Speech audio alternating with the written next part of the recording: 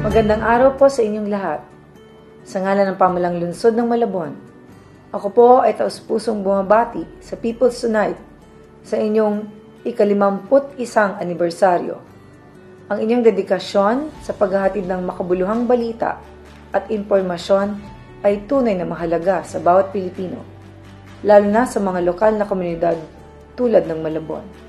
Patuloy ninyong binibigyan ng boses ang mga issue at balitang may kinalaman sa ating bayan.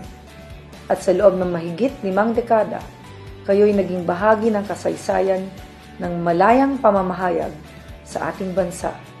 Muli, binabati ko kayo at naway magpatuloy pa ang inyong serbisyo sa publiko.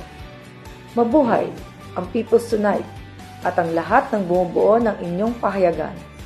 Maraming salamat po at magandang araw po muli sa atin.